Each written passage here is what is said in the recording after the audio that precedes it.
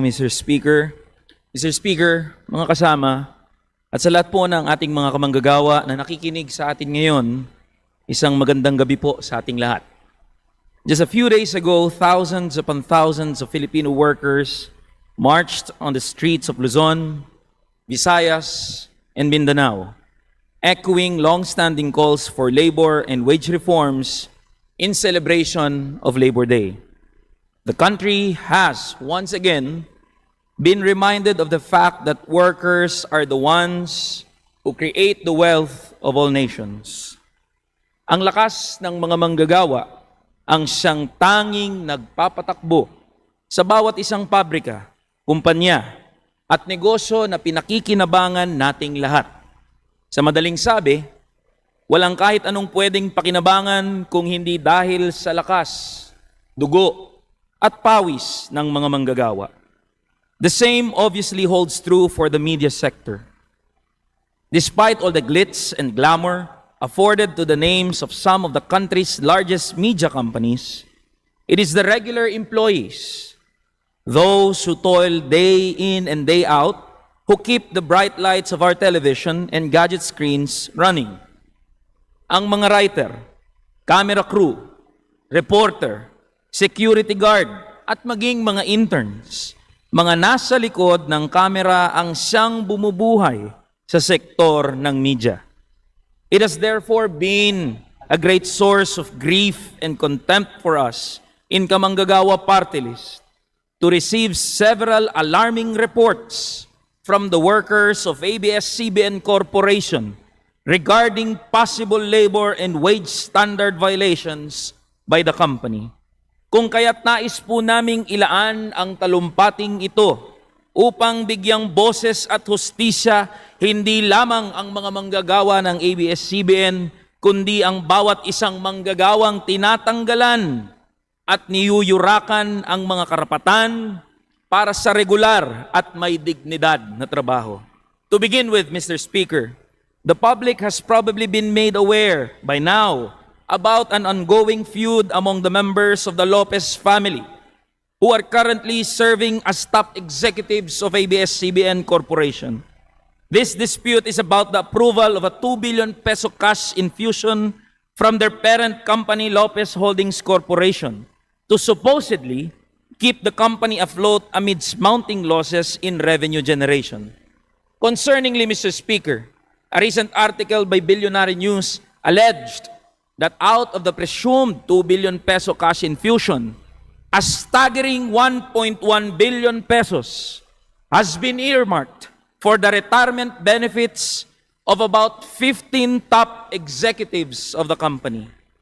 In response to these allegations, Mr. Speaker, ABS-CBN Corporation has released a statement outright disavowing the veracity of these claims, downplaying it as mere PR attacks.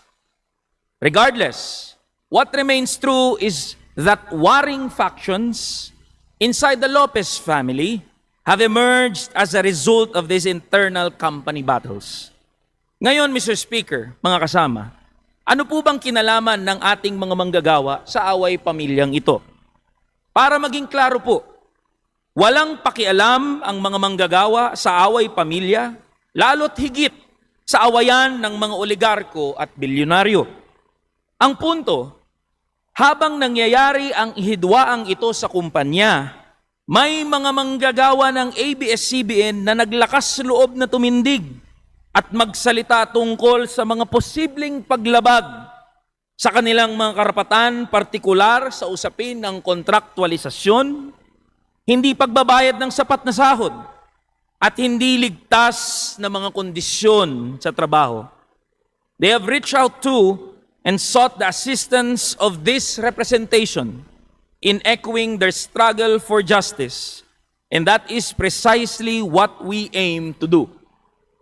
To share in brief, Mr. Speaker, mga kasama, the gist of this issue is that several workers who were hired solely as company drivers have been consistently and unduly burdened with tasks beyond the mandates of their job description, serving, for instance, as assistant cameraman during deployment.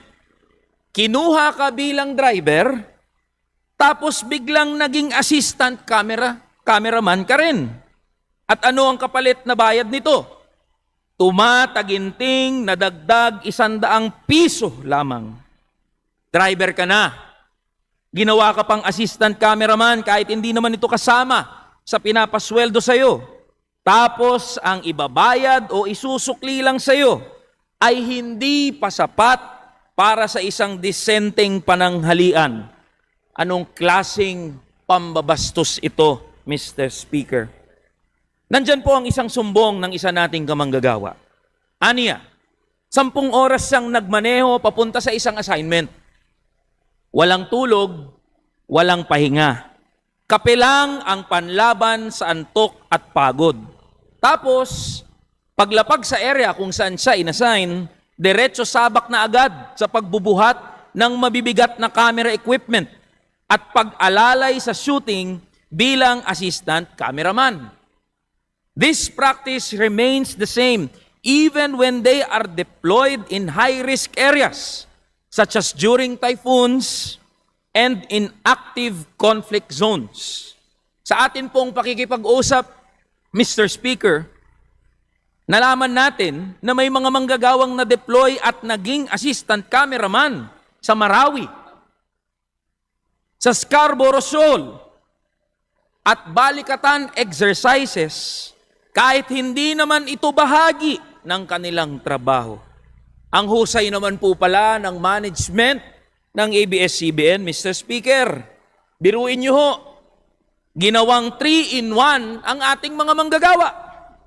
Pinag-drive mo na, pinag-assistant cameraman mo na, dineploy mo pa sa mga mapanganib na lugar, pero ang bayad, pang isang trabahador lang. Ngayon, Mr. Speaker, bilang pagtatanggol sa kumpanya, meron pong mga social media posts na ang ilan ay galing pa mismo sa ilang mga journalist na nagsasabing hindi naman daw empleyado ng ABS-CBN ang mga manggagawang nagrereklamo. Giit nila, ang mga manggagawang ito raw ay mga kontraktual lang at nasa agency na pinatatakbo ng Third Generation Service Incorporated. Uulitin ko po, Mr. Speaker, manggagawang kontraktual lang naman daw sila, kung kaya't absuelto na ang ABS-CBN mula sa responsibilidad. To this, we say, shame on you. Kapwa nyo manggagawa ang mga driver. Pero sa halip na pakinggan ang kanilang mga karaingan, mas pinili nyong ipagtanggol ang kumpanya na hindi naman kayo kailanman pamamanahan. Let us again make our position known, Mr. Speaker. Salot at kanser ang kontraktualisasyon sa buhay ng mga manggagawa at ng bansang ito sa kabuuan. Kumikita ng bilyon-bilyon ang mga kumpanya dahil sa ganitong setup.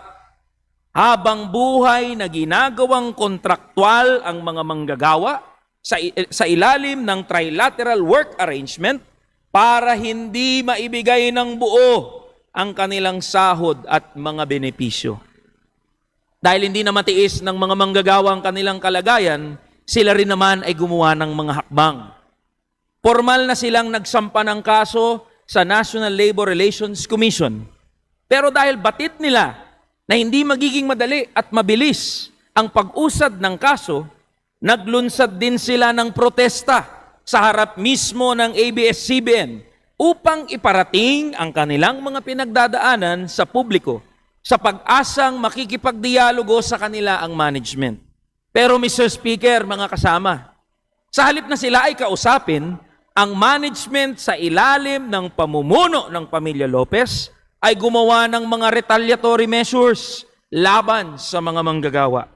Iniulat ng ating mga kamanggagawa na matapos ang naging pagkilos ay may ilang pinagbantaan na hindi na sila bibigyan ng work assignment o maaaring tuluyan ng tanggalan ng access sa pagpasok sa opisina.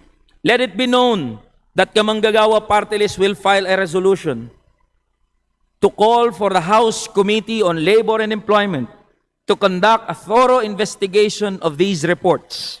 as these are in serious and direct violations of numerous provisions of our labor code, particularly Articles 294 on security of tenure, Articles 106 to 109 to contracting and subcontracting arrangements and solidarity liability, and 162 to 165 on occupational safety and health. As disheartening as it sounds, we are not surprised by ABS-CBN and Lopez family's lack of regard to their workers anymore. Just a few years ago, unions of Sky Cable employees successfully resisted threats of mass layoffs by the company following a buyout by PLDT. It was even reported by the unions that the management offered the regular employees to reapply via a third-party contractor. Mr. Speaker, kontraktualisasyon na naman. Yan ang sukli ng Sky Cable, isang subsidiary ng ABS-CBN Corporation at nasa ilalim ng pagmamay-ari ng mga Lopez sa kanilang mga manggagawa. There was also the case of the camera crew of Set and Stage Resource Management Incorporated, a company that was owned by Freddie M. Garcia, better known as FMG, and the former president of ABS-CBN Corporation. Matapos magbuo ng union ang mga manggagawa ng Set and Stage, biglang isinara ni FMG ang kumpanya. Pero ang siste, inilipat lang din ang operations sa ibang kumpanya. Ganyan po kawalang hiya ang mga taong nasa likod ng ABS-CBN management. In the service of the Filipino. These are the words that are proudly etched in ABS-CBN's corporate mission. Arguably, the largest media company in the history of our country. Ito ang pinagmamalaki at pinangangalandakan ng ABS-CBN. To this, we say, ang kapal ng mga mukha ninyong tawagin ang sarili nyo bilang lingkod bayan. Kapag sinabi nating hating kapatid, ang ibig sabihin ay pantay dapat ang hatian. Walang lamangan, walang gulangan. Ngunit sa inaasta ng management ng ABS-CBN, kapag sinabi na natin ngayong hating kapamilya, wala nang ibang pumapasok na mga salita sa ating mga isipan, kundi panlalamang, pananamantala, at pandadaya. These are not isolated cases, Mr. Speaker. These are explicitly shameless displays of greed by the Lopez family, an utter lack of regard for their workers. The very same workers who stood by the company when it was facing its disenfranchisement years back. Do not get us wrong, Mr. Speaker, mga kasama. We resolutely stand for the freedom of the press, and we recognize the chilling effect that the disenfranchisement of ABS-CBN has caused. However, we are also unwavering in our stand against the exploitation of Filipino workers. Kung kaya't kasabay ng pagkilala namin sa makasaysayang papel ng ABS-CBN sa paghahatid ng balita sa milyon-milyong mga Pilipino, ay ang aming pagtindig sa aming katapatan bilang representante ng mga manggagawa ay walang iba kundi sa mga manggagawa at ordinaryong Pilipino. Hindi naman na po bago sa atin, Mr. Speaker, ang mga ganitong klaseng pagsasawalang bahala at pananamantala sa mga manggagawa. In accordance with our mandate, as Kamanggagawa Party List, we have filed several House resolutions regarding rampant labor violations committed by numerous corporations. We stood alongside our workers against the intimidation, harassment, and retaliatory efforts and other union-busting tactics of Standard Motors and Han Casino Resort. We stood alongside our motorcycle riders against the illegal suspension and termination by Lazada and JNT. We stood alongside the union members of Package World against the violent dispersal, assault, and employment by goons of Asia Brewery. We stood in solidarity alongside the workers of Sky Cable and Set and Stage. Thus, we are now again standing alongside the drivers of ABS-CBN. To end, Mr. Speaker, we would like to circle back to our opening points. As the workers of the world are the ones who keep the lights shining, who keep the faucet running, who maintain roads and the cars that run over it. We create and sustain the world. Mr. Speaker, my dear colleagues, we must always remind ourselves that the very august chamber that we find ourselves in at this very moment has been built from the ground up by workers. It is thus acceptable for us, the supposed representatives of the people, to sit idly here and pretend that our workers are doing fine. Taon-taon na lang po natin ipinagdiriwang ang Mayo 1. Taon-taon na lang din po ang danas ng ating mga manggagawa. Panggigipit, pangharas, at samot-saring paglabag sa kanilang mga karapatan. Sawa na po ang ating mga manggagawa sa kalakaran kapag nakakaranas sila ng pang-api ay kailangan pa nilang manikluhod sa kung kani-kaninong mga makapangyarihan upang mapansin ang kanilang mga hinaing. Kailangan na po natin itong tuldukan. We, the Filipino workers, demand nothing less than the complete transformation of our broken system. A system where warring factions of billionaires do not exist. A system where workers enjoy the fruits of their labor to the fullest extent. A system where the bright lights of the stage are pointed not towards greed and exploitation, but towards care, justice, and cooperation. Mabuhay po ang bawat isang manggagawa at ordinaryong Pilipino. Maraming salamat po at magandang gabi sa ating lahat.